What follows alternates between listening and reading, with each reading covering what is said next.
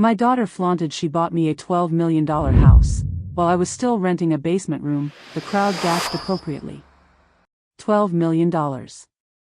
Highland Park, where oil money built mansions and old money maintained them. Where my daughter apparently lived now, according to the deed she waved like a diploma. Have you ever been trapped in a lie so public that the truth would destroy more than just you? Hi viewers, kindly tell us where you're watching from and what time it is. Warm welcome to the family, enjoy the story. The announcement came not in private, but in front of flashing cameras at a charity gala in Dallas, Texas. A daughter, radiant in her gown, raised her glass and declared she had just surprised her mother with a $12 million estate outside Highland Park. Guests applauded, the local press scribbled, and social media captured the moment like it was a Hallmark scene. But the applause burned in silence for the very woman at the center of the performance, her mother. Who, that same night, would drive back not to a mansion but to a rented basement room in a stranger's split-level house in Fort Worth. The house the daughter bragged about? The deed showed a single owner, and it wasn't her mother. The quiet shame settled like dust. Neighbors whispered, church friends asked for photos, and co-workers at her part-time job in a Plano diner congratulated her on a life she had never seen. Then, by accident, while helping the landlord sort mail, the mother spotted a thick envelope bearing the property's address. Inside were escrow documents with her signature forged, her maiden name slightly misspelled. That discovery, just a flicker of black ink on an official page, ignited the slow, meticulous investigation. With the help of a retired probate clerk and a young legal aid attorney, she traced metadata in PDFs, timestamps in emails, and even a notary stamp that belonged to a woman in another county. Each clue led closer to the truth. Her daughter's carefully staged gift was not only a lie, but also a legal scheme using her identity to secure financing she'd never consented to. The champagne flute hit the marble floor at 9:47 p.m. Not because I dropped it, because my hands stopped working when I heard my address announced to 300 strangers. Have you ever been trapped in a lie so public that the truth would destroy more than just you? My daughter stood at the podium in her pearl necklace, the one I'd given her for graduation 15 years ago. The same necklace that used to catch light from our old kitchen window when she'd help me make breakfast before school. Now it caught spotlights while she told Dallas society how she'd surprised her mother with a dream home in Highland Park. Have you ever watched someone you love perform a version of your life that didn't exist? The crowd gasped appropriately. $12 million. Highland Park, where oil money built mansions and old money maintained them. Where my daughter apparently lived now, according to the deed she waved like a diploma. I stood frozen in my Goodwill dress, the navy blue one with the loose button I'd been meaning to fix for months. Cameras flashed. People turned to look at me with new eyes, the eyes you give someone who owns $12 million worth of Texas real estate. Engage. The problem was simple. I'd driven here from a basement room I rented for $847 a month in Fort Worth. The room had water stains on the ceiling and shared a bathroom with a college student who left hair in the drain. My bed was a twin mattress on a frame the landlord's son had assembled with missing screws. Highland Park? I'd driven through it once, on accident, looking for a job interview at a dental office that turned out to be in University Park instead. But now, according to my daughter's announcement, I was apparently living in luxury I'd never seen. The applause thundered around me. Someone grabbed my elbow. A society photographer wanting a mother-daughter shot for the morning paper. My daughter's smile never wavered as she posed next to me, her arm around my shoulders like we shared secrets instead of lies. Ask, what do you do when your own child traps you in a performance that makes your poverty look like humility? Mrs. Morrison, the photographer said, how does it feel to have such a generous daughter? The flash went off before I could answer. Which was good, because I didn't have one. As we drove separate cars into the night, her BMW to Highland Park, my Honda Civic to Fort Worth, I realized she'd given them my real address. The basement address. The one I'd never told her. CTA, if this public betrayal sounds familiar, don't let it happen to you. Subscribe so you never miss the warning signs. Comment to basement if you've ever lived a truth that contradicted everyone's assumptions. The rent check bounced on Tuesday. The same day Highland Park Realty called to schedule my property walkthrough. I sat on my twin bed, staring at the overdraft notice from First Community Bank. $847 for rent, plus a $35 fee for insufficient funds. My checking account balance, $23.16. The same checking account that, according to Highland Park Realty, should have been receiving property management distributions of $8,000 monthly. The basement room felt smaller when the phone kept ringing. Financial advisors congratulating me on maximizing my real estate portfolio. Insurance agents wanting to discuss umbrella policies for high net worth individuals. An interior designer from Preston Center asking about my renovation timeline and budget preferences. Each call drove the knife deeper. I kept saying, "I think you have the wrong person," but they'd read back my name, my phone number, my address.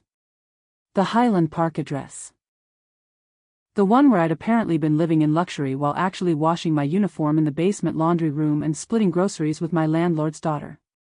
Mrs. Chen, my landlord, knocked around lunchtime. She had sympathy in her voice and eviction papers in her hand.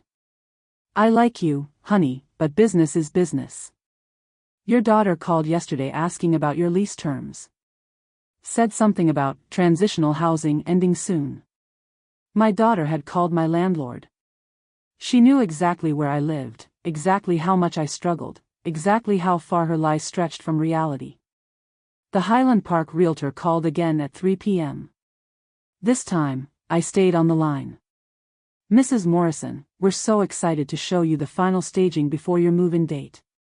The kitchen renovation is stunning, marble countertops, professional-grade appliances. Your daughter spared no expense." "What move-in date?" "This Saturday." "Didn't she tell you?" "We have the keys ready and the utilities transferred. Your mortgage company confirmed everything yesterday." I hung up without another word. The realtor mentioned financing paperwork with my signature. I hadn't signed anything in months. Ever been congratulated for something that revealed how little people knew about your real life? My maiden name was spelled wrong. After 43 years of writing it, someone else had gotten it wrong on my behalf. Mrs. Chen found the envelope Thursday morning, mixed in with her property tax bills and grocery store circulars. Thick, cream-colored paper with Highland Park Realty embossed in gold. She handed it to me with raised eyebrows.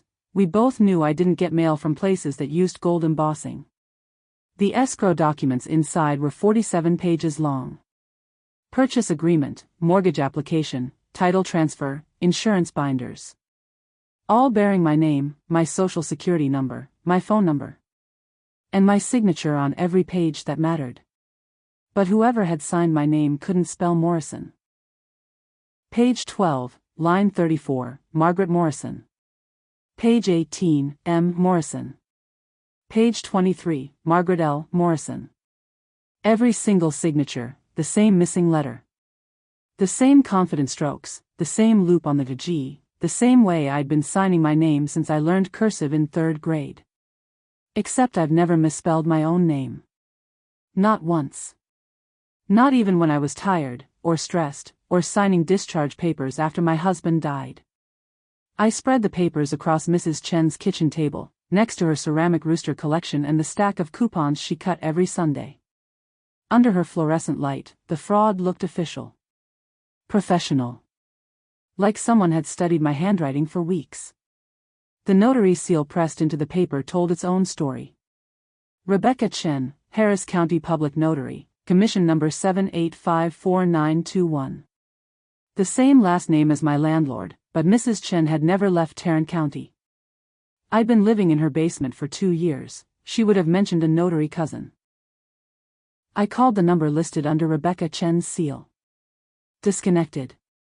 No forwarding information.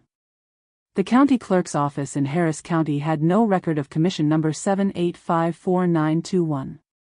They had no Rebecca Chen in their notary database. They had no record of any Chen notarizing documents for Highland Park properties in the last 18 months. The notary stamp belonged to Rebecca Chen, Harris County. I'd never been to Harris County. CTA, One missing letter exposed everything. Subscribe so you catch the details that others miss. Drop Morrison, if you've ever spotted a lie in the details everyone else ignored. Vernon didn't even need his glasses. Honey, he said, this notary quit 6 months before your signature date. Mrs. Chen's neighbor had mentioned Vernon Walsh when I asked about document fraud. 38 years in the Tarrant County Probate Office, she'd said. Retired last spring but still sharp as a tack. Lives alone since his wife passed, spends Tuesday mornings at the Denny's on Berry Street reading legal notices in the newspaper like other people read sports scores. I found him exactly where she said, tucked into a corner booth with a stack of court documents and a cup of coffee that had been refilled 4 times. His white hair was combed straight back, and his reading glasses hung from a chain around his neck like a judge's gavel. You Vernon Walsh? He looked up from an estate filing, studied my face, and gestured to the seat across from him. Depends on what you need, dear. I slid the escrow papers across the table. He picked them up, ran his finger along the notary seal, and frowned. Not the confused frown of someone trying to understand. The focused frown of someone who already knew the answer and didn't like it. Rebecca Chin quit the notary program February 15th. These papers are dated July 22nd. He set his coffee down and looked at me directly. Who told you these were legitimate? My daughter. Vernon's expression didn't change, but something shifted behind his eyes. The look you get when a professional realizes they're not dealing with a mistake, they're dealing with a crime. You got more papers at home? Just these. We need more papers. Vernon pulled a small notebook from his shirt pocket and wrote down 3 phone numbers. Call these people. Tell them Vernon Walsh sent you. Tell them you need to know who's been using your name to buy houses. The waitress refilled his coffee for the 5th time.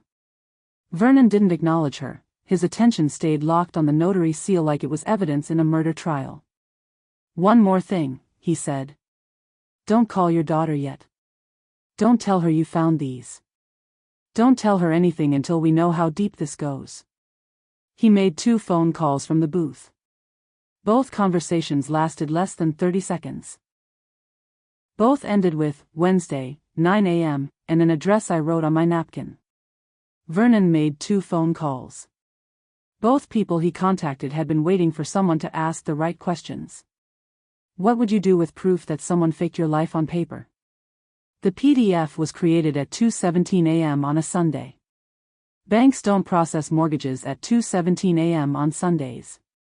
Maria Santos looked younger than my daughter but talked like she'd been fighting fraud cases for decades. Her office sat above a taco shop on Main Street, and she charged $40 an hour because that's what people like me could afford. Vernon had called her Tuesday night, said she was the only attorney in Dallas who specialized in identity theft against family members. Most people don't check metadata, Maria said, clicking through screens on her laptop. They see official documents and assume they're legitimate. But computers don't lie about when things were created. She pulled up the mortgage application on her screen. The file properties showed creation date, modification history, and IP address locations. Every click told a story that contradicted the official narrative. July 22, 2:17 a.m. Created on a personal laptop, not bank software. Modified 6 times between creation and submission. Last save location. She paused, double-checking her screen. Starbucks on Beltline Road in Addison. I'd never been to Addison after midnight. I'd never been to that Starbucks at all. Maria printed out 3 pages of metadata reports. Times, dates, locations, device information. The mortgage that supposedly represented my application for a Highland Park mansion had been crafted in coffee shops, revised in parking lots, and finalized on computers I'd never touched.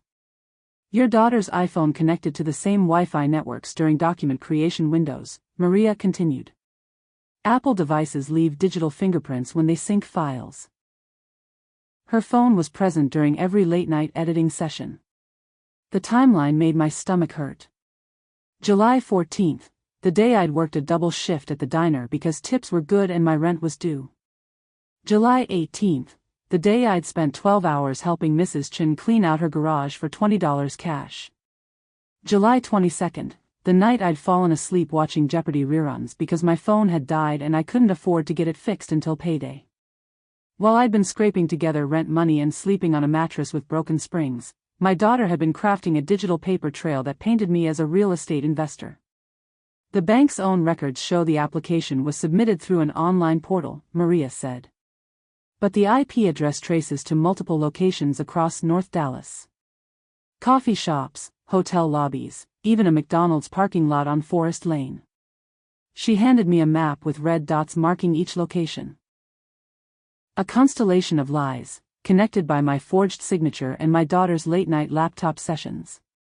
The IP address traced to a coffee shop in Addison. Security cameras keep footage for 90 days. Digital evidence never lies, but most people don't know how to read it. Subscribe to learn what to look for. Ever wonder what your digital footprint really says about you? She ordered a latte with extra foam. Then spent 3 hours forging her mother's name on a $12 million mortgage. The Starbucks manager didn't want to show us the footage. Privacy policies, corporate procedures, legal liability. But Maria brought a subpoena from a friendly judge who understood identity theft, and 20 minutes later we sat in the back office watching grainy security footage from July 22nd. The timestamp read 1:47 a.m. when my daughter walked through the door. Laptop bag over her shoulder, manila folder under her arm, phone pressed to her ear. She looked comfortable, like she'd been there before. She chose a corner table, back to the wall, facing the entrance. Smart positioning for someone doing something they shouldn't be doing. The barista who served her was the only other person in the building, some kid earning college money during the graveyard shift. At 2:03 a.m., she spread papers across the table like she was preparing for finals. The laptop opened. The phone came out. For the next hour and 47 minutes, she worked with the focused intensity of someone on deadline. The camera angle caught her hand moving across papers, lifting them to the light, comparing signatures side by side. She'd brought reference documents, old Christmas cards, birthday notes, anything with my handwriting. Practice makes perfect, even for fraud. At 2:52 a.m., she held up a mortgage application and smiled. Not a happy smile. A satisfied smile. The smile you make when you finish something difficult and important. She photographed every page with her phone before sliding the papers back into the manila folder. Then she packed up, threw away her coffee cup, and drove away in her BMW at 3:34 a.m. The security footage was clear enough to read the Starbucks logo on her cup. Clear enough to see her license plate in the parking lot. Clear enough to watch her practice my signature until she got the loops right. But not clear enough to see the man who walked in right after she left. He didn't order anything. Didn't sit down. Just walked to her table, picked up something small from the floor, and left through the same door. The timestamp on the footage matched perfectly. But she wasn't alone at that table. What would you do if video evidence showed your own child betraying you? The man across from her at the coffee shop wasn't a stranger. He was her real estate agent, and my former neighbor. It took me 3 days to place the face from the security footage. Vernon had printed still frames, and Maria had enhanced them using software at the legal aid office.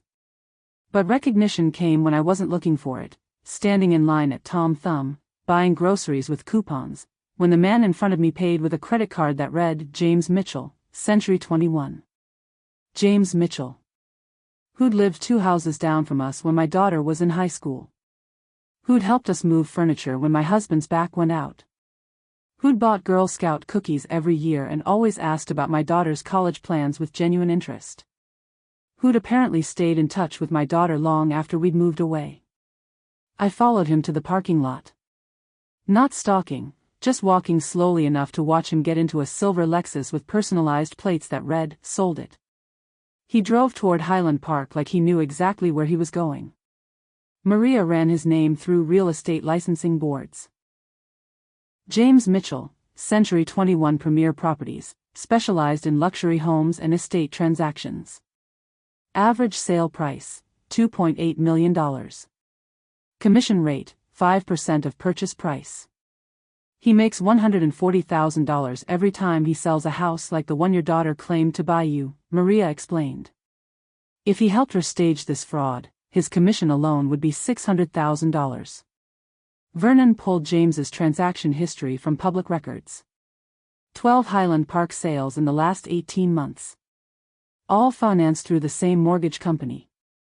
All involving clients with family gifting situations. All processed outside normal business hours with rushed closings. He's done this before, Vernon said, running his finger down the timeline. Same pattern. Weekend closings, family surprises, documents signed by people who don't show up to walkthroughs. The real estate database showed something else. James Mitchell had listed my daughter's actual address, a rented condo in Las Colinas. For sale 3 times in the past year. Each listing canceled after 2 weeks. Each cancellation followed by a high-dollar, family surprise, transaction within 30 days. She needed money. He needed commissions. I provided the identity that made their scheme possible. The real estate agent's commission was 5%. Of a house that technically belonged to a woman living in a basement. Trust the wrong neighbor and they'll profit from your pain. Subscribe so you spot the warning signs early. Comment, neighbor, if someone close to home ever betrayed your trust for money. The bank manager called me Mrs. Highland Park. I core.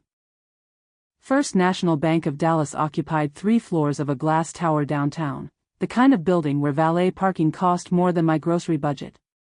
Maria had arranged the meeting after discovering that my mortgage account showed a perfect payment history and a current balance of $11.4 million. Patricia Whitman, Senior Vice President of Private Banking, wore a suit that cost more than my car. She shook my hand like we were old friends, led me to a conference room with a view of the Trinity River, and offered me coffee from a machine that probably cost more than my annual income. Mrs. Morrison, we're so pleased with your account performance, she said, sliding a portfolio across the mahogany table. Your automated payments have been flawless, and your property appreciation has exceeded projections by 18%. I opened the portfolio. Property photos that looked like magazine spreads. A Highland Park mansion with 6 bedrooms, 4 bathrooms, a 3-car garage, and a swimming pool shaped like a kidney bean. Market value, $12.2 million. Monthly payment, $47,000. The automated payments, I said carefully, where do those come from? Patricia clicked through screens on her tablet. Morrison Family Trust, account ending in 7834. Excellent liquidity management, if I may say so. Your daughter set up the trust beautifully, tax advantages, estate planning, generational wealth preservation. Morrison Family Trust. I'd never heard of it. Could I see the trust documents? Of course. Patricia's enthusiasm felt genuine. Your daughter was so thorough when she established the account. Most clients need 3 meetings to set up something this comprehensive. The trust documents were 38 pages of legal language that basically said my daughter controlled every penny while using my name for ownership. Beneficiary, my daughter. Trustee, my daughter. Decision-making authority, my daughter.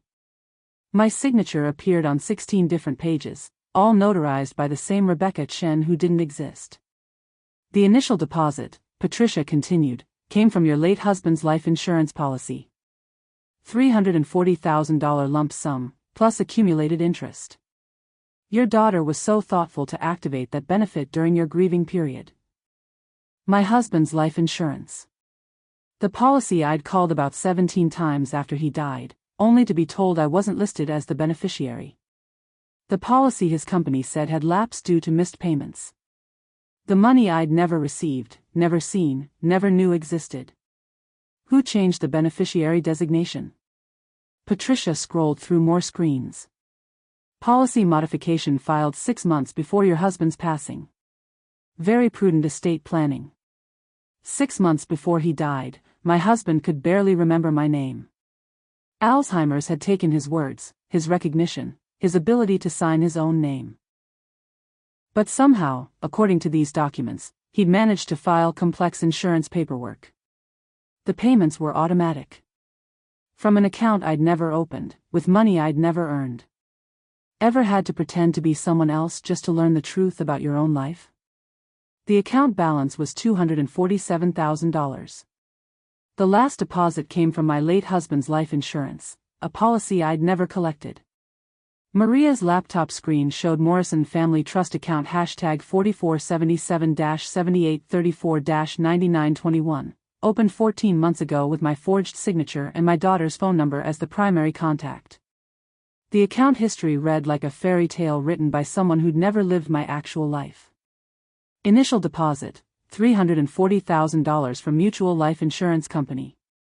My husband's death benefit, the one they'd told me didn't exist. Monthly deposits, $8,000 from Highland Park Property Management. Rental income from a house I'd never owned, in a neighborhood I'd visited exactly once. Automatic withdrawals. $47,000 monthly to First National Mortgage Services. Payments on a loan I'd never applied for, on a house I'd never seen. Current balance, $247,000. More money than I'd earned in the last 6 years combined. Your daughter's been living off the rental income, Maria explained, pointing to smaller withdrawals. $2,000 monthly transfers to her personal checking account. Listed as property management fees. She was paying herself to manage my fictional real estate empire while I counted quarters for laundry soap. The life insurance breakdown made my chest tight. William Morrison, policy #LI, 4471-8834, death benefit $340,000, beneficiary changed from Margaret Morrison, wife, to Morrison Family Trust, on March 15. 3 days after his funeral. I remembered March 15.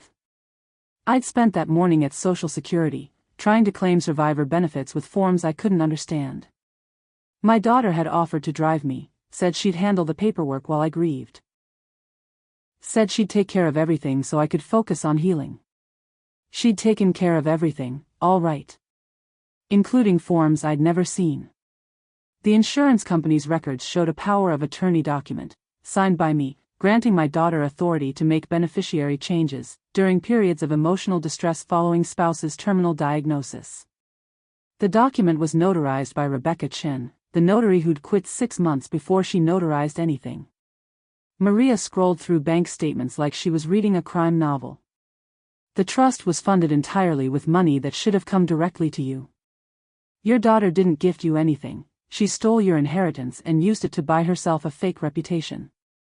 The automatic deposit schedule showed something else, payments scheduled to continue for 30 years. My daughter had set up a system where my stolen money would fund her lifestyle until 2054. She'd planned to keep stealing from me until I was 93 years old. If I lived that long. The beneficiary change form was signed 3 days after the funeral. In my handwriting. They stole her grief and sold it back as a gift. Subscribe to protect what you'll leave behind.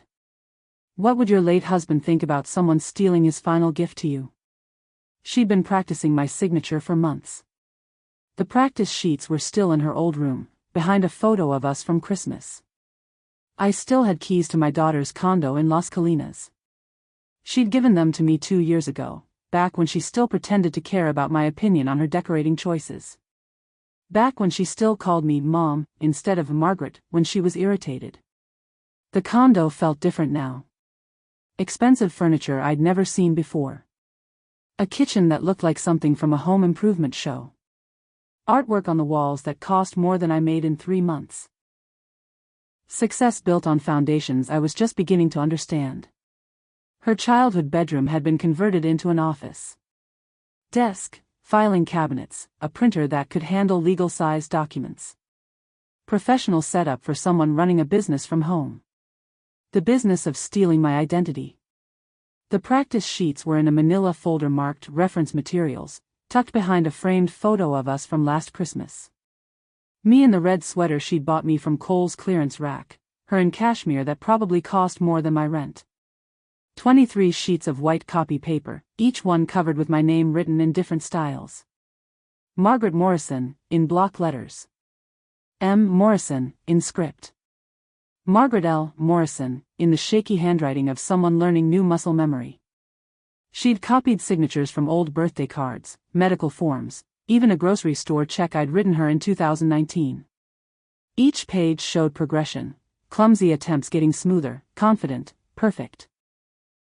Like a student practicing piano scales until her fingers found the rhythm. The desk drawers held more evidence.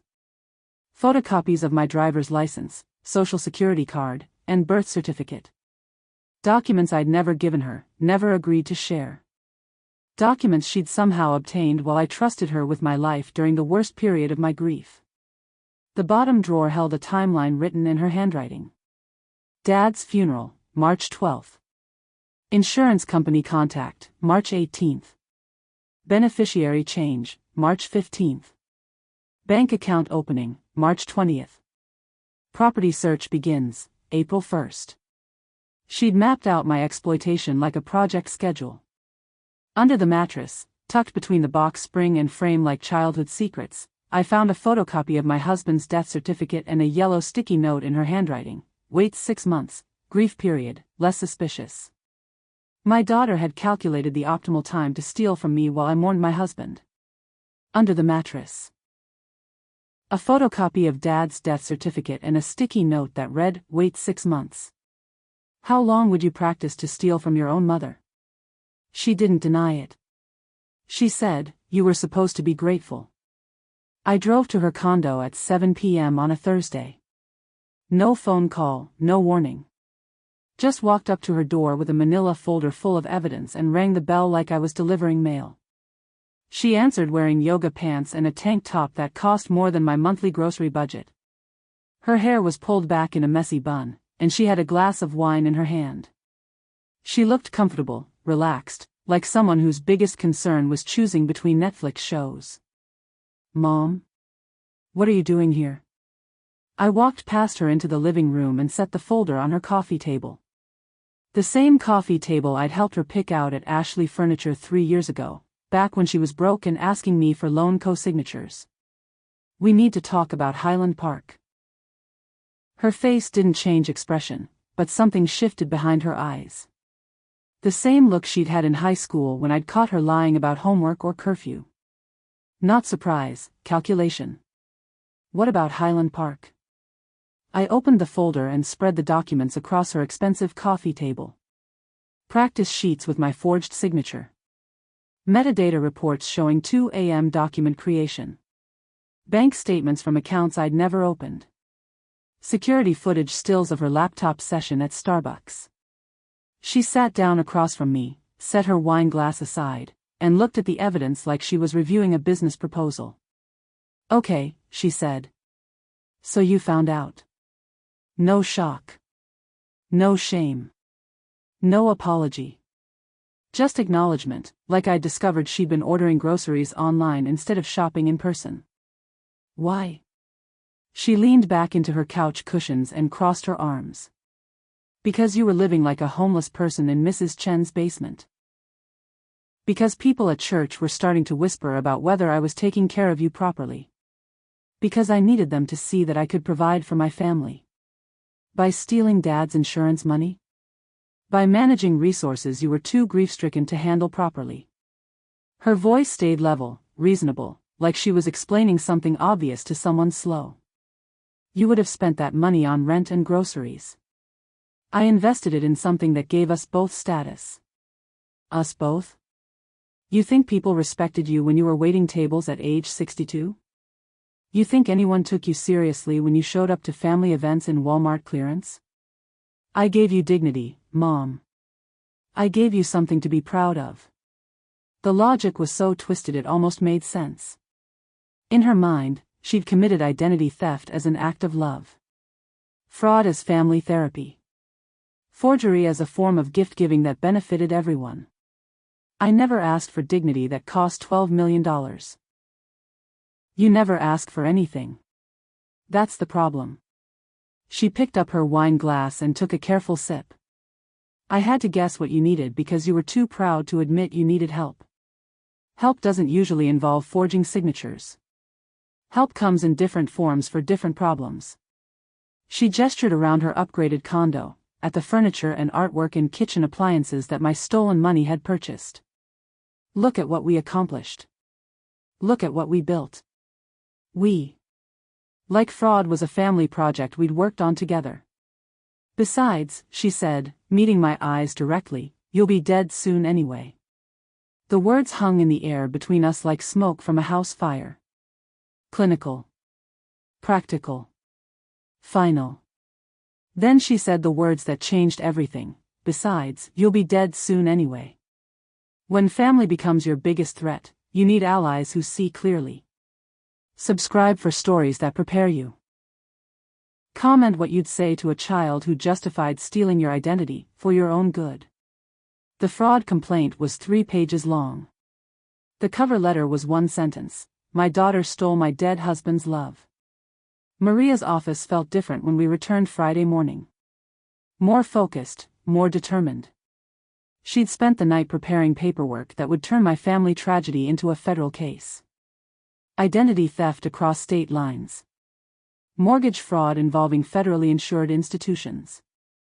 Elder abuse with financial exploitation.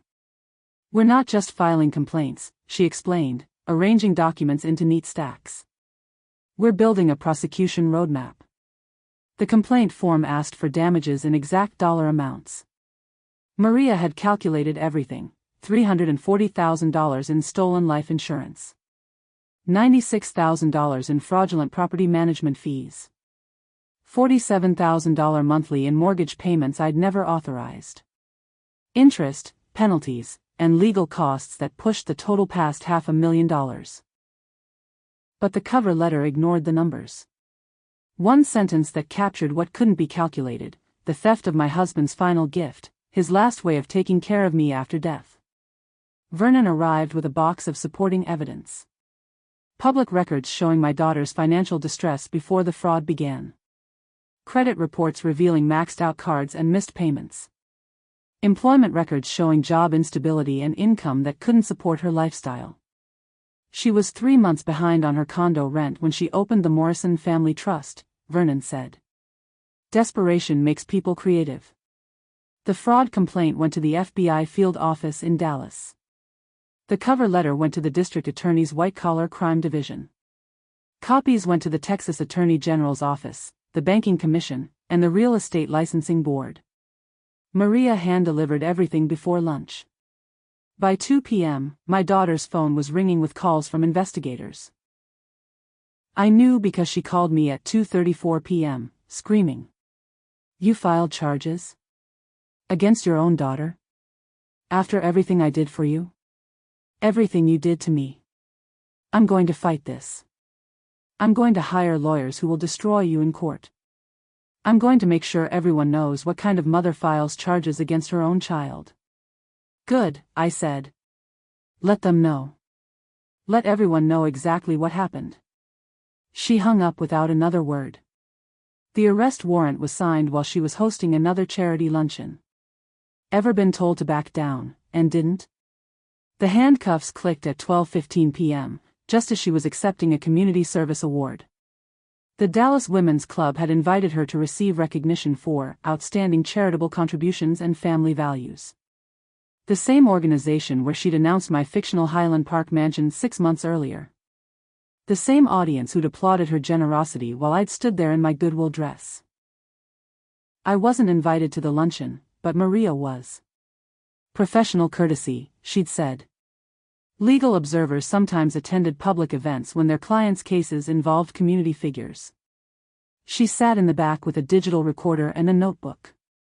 The arrest happened during the acceptance speech. Family means sacrifice, my daughter was saying, holding the crystal award like a wine glass. It means putting the people you love ahead of your own comfort. It means making hard choices that others might not understand. The irony was perfect. She was describing her crimes as virtues while FBI agents waited outside the door. My mother taught me that love isn't just words, it's action. It's doing whatever it takes to protect and provide for the people who matter most. Agent Rebecca Torres and Agent Michael Chin entered through the side door at 12:14 p.m. They walked calmly to the front of the room and waited for her to finish her sentence. Which is why I'm so honored to accept this award on behalf of all the daughters who. Ma'am, we need you to come with us. The room went silent. 300 women in business suits and pearl necklaces watched federal agents approach the podium like they were viewing performance art. My daughter set down the award and smiled at the audience. I'm sorry, there seems to be some confusion. No confusion, ma'am. You're under arrest for identity theft, mortgage fraud, and elder financial abuse. The handcuffs went on while cameras flashed. The same cameras that had captured her charitable announcement now documented her criminal charges. The same social media accounts that had shared her generosity story would soon share her mugshot. Agent Torres read the charges clearly enough for everyone to hear. Wire fraud, bank fraud, identity theft, elder abuse. Federal crimes with federal penalties. Prison time measured in years, not months. The audience sat frozen, unsure whether to leave or stay. A few women started recording with their phones. The event coordinator called for calm, but her voice shook. My daughter looked directly at the cameras as they led her out. Not ashamed, not apologetic. Defiant. This is what happens when family turns against family, she said. Vote postponed. Third-party review, requested in a whisper. Justice served cold hits different when it's public. Subscribe for endings that satisfy the soul. Karma served publicly or privately, which do you prefer? The life insurance check arrived with a handwritten note. This should have reached you 3 years ago. Mutual Life Insurance Company didn't just cut a check, they apologized. In writing. With interest calculated from the day my husband died until the day they discovered the beneficiary fraud. $340,000 became $387,000 with compound interest and penalty fees they paid voluntarily. The note came from Janet Murphy, claims supervisor, written in blue ink on company letterhead. Mrs. Morrison, our investigation revealed systematic fraud involving your late husband's policy. We failed to protect you during your most vulnerable time. This should have reached you 3 years ago. I cashed the check at the same First National Bank where Patricia Whitman had shown me my fictional mortgage account. Different teller, different treatment. No, Mrs. Highland Park, greeting, no private banking courtesy. Just a woman depositing money into a checking account that finally belonged to her. The apartment I found was small, clean, and mine. 2 bedrooms in Arlington, between Fort Worth and Dallas. Walking distance to a grocery store, a library, and a church that didn't know my daughter's version of my story. Rent, $1,200 monthly. Utilities included. No basement, no shared bathroom, no landlord's family asking when I'd be moving to my mansion. Mrs. Chin helped me pack. She cried when I loaded my Honda Civic with the 3 boxes that held everything I owned. You're the best renter I ever had, she said. Quiet, clean, always paid on time. I'm going to miss you. I would miss her too. She'd been kinder to me than my own daughter. The furniture store delivered a real bed on Thursday. Queen-sized mattress, box spring, metal frame that didn't squeak when I turned over at night. I slept 8 hours straight for the first time in 2 years. Vernon called Friday morning with updates. The FBI had seized my daughter's condo, frozen her bank accounts, and arrested James Mitchell for conspiracy to commit mortgage fraud. His real estate license was suspended pending investigation. She's looking at 15 years federal time, Vernon said. Her lawyer's talking plea bargain. The phone rang as soon as I hung up with Vernon. Unknown number from Dallas County. The daughter's lawyer called with a plea bargain offer. She wanted to meet in person. Sometimes the real treasure was the respect you defended along the way. She looked smaller in the orange jumpsuit. But her words were the same, I was trying to help you. Dallas County Detention Center visiting room smelled like disinfectant and desperation. Gray walls, plastic chairs, conversations monitored by guards who'd heard every excuse and apology. My daughter sat across from me with her hands folded, her hair unwashed, her confidence finally cracked. The plea bargain is good, she said. 7 years instead of 15. Restitution paid in full. Probation after I served 3 years. I didn't respond immediately. Let her words sit in the air between us like a question neither of us wanted to answer. I was trying to help you, she continued. I was trying to give you something to be proud of.